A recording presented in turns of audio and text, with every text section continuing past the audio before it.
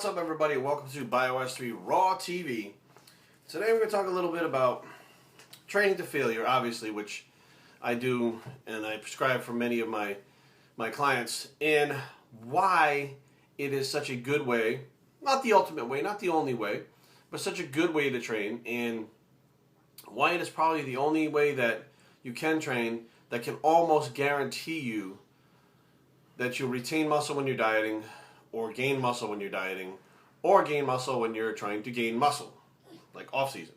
Now, I know, well, you guys know me. I don't put a whole lot of stock into studies. I could give a shit less. I don't need a study to tell me if something works. I know it works. But for those of you who really like the studies, there's a couple new studies that came out. MD likes to put on the different studies. Now, for those of you that are like, it's a fucking magazine. Well, your boy Lane Norton publishes shit in this magazine all the time.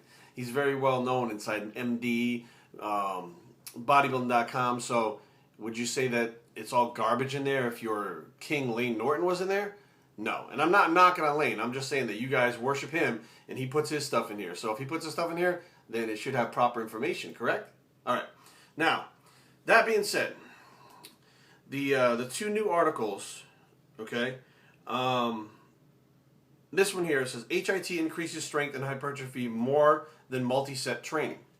Okay, well, just that headline alone, without ever having read it until now, is exactly how I train.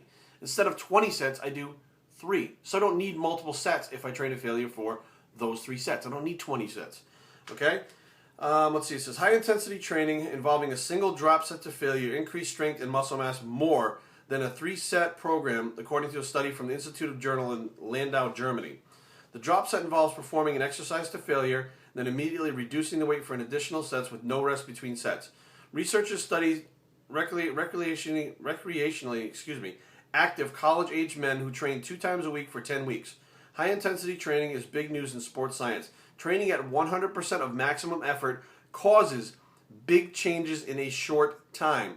Quality of training is more important than quantity. The British Journal of Sports Medicine 47:E3-2013. So that's where you can find this study if you're looking for the study. But basically what it's saying is that in a short amount of time with high intensity training, you can get more out of it if you're training high intensity than you would for a longer period of time with higher volume training and less intensity. Okay, so this again is why you guys have seen over and over again when I decide to diet for contest or gain muscle, very big things happen in a short period of time. Why? Because I'm fucking training hard. I'm training intense. You may look at it and go, oh, it doesn't look that intense, but it is. It's not about how many sets you do. It's not about the range of motion. It's not about the weight you use. It's about the intensity applied while you're training that gets the results, period. And now they're doing more and more studies because you want to find out why. What's optimal to get the quickest results with the least amount of effort. Now, technically, in that 3 sets, I'm putting in more effort than people do in 50 sets.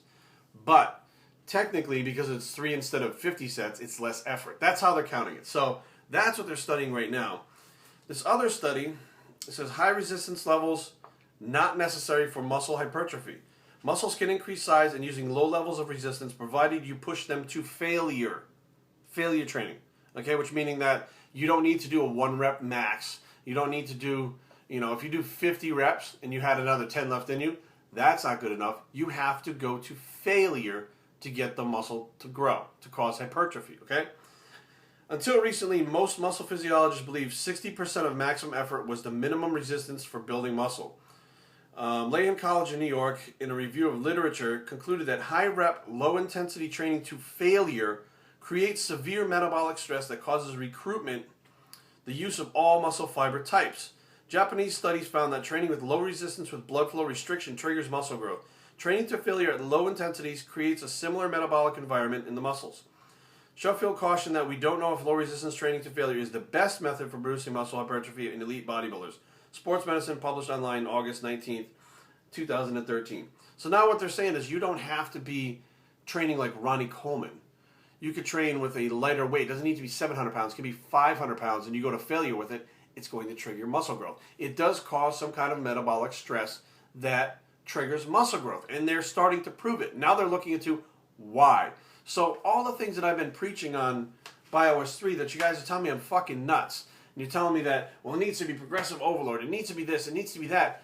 These new studies, which again, I don't put a whole lot of stock into, but the guys that are fucking arguing with me do.